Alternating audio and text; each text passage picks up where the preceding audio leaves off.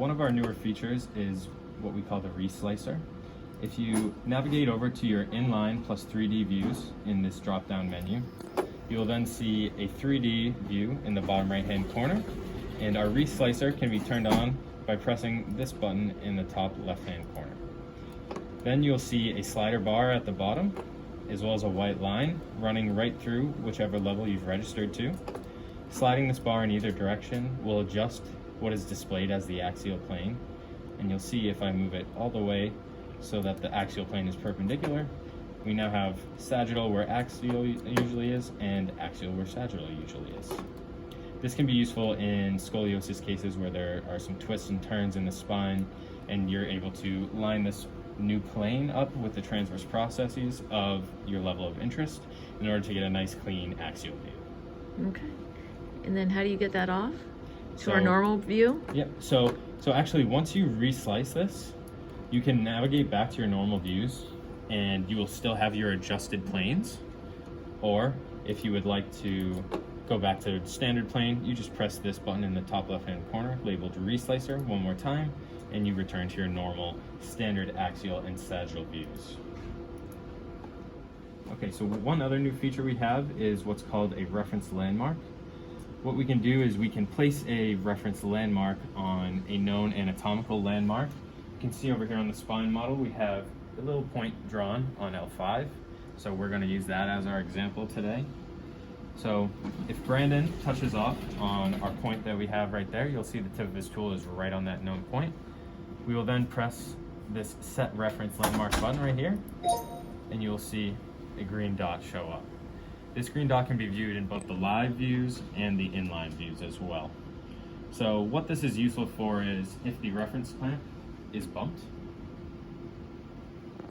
So we've moved our reference clamp, and you'll see that if Brandon goes and touches off on that known anatomical landmark, we're no longer on that reference landmark. So this is kind of a secondary accuracy check in addition to the surgeon using his knowledge of anatomy to check accuracy.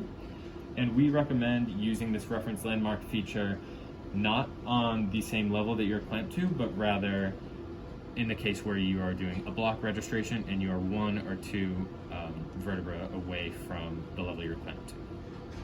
And then to fix it, you just go To fix it, we can take our flash fix, take another picture, go to adjust so our reference clamp is in the view.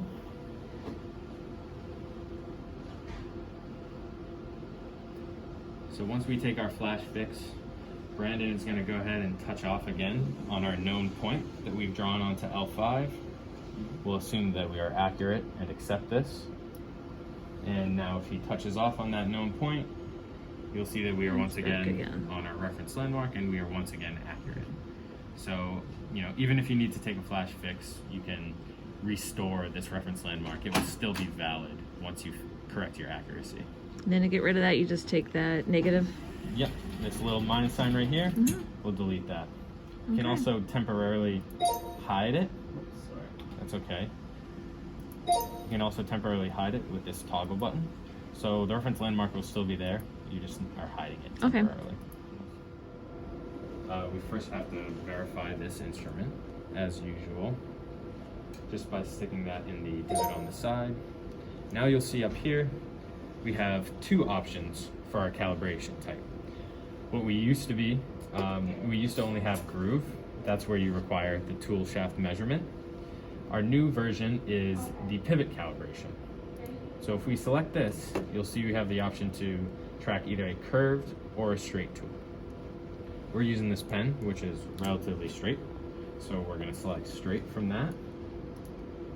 And now what we have to do is place this tool on the short side, similarly to how you would with the standard groove calibration, and place this underneath. Give it a slight rotation.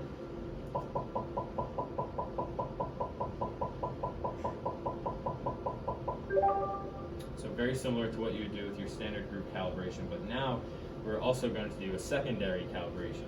We're going to stick your tooltip in either this divot right here or this divot right here. I prefer to use this one. And we're gonna just give that a little rotation, keeping that tool tip right in that corner divot.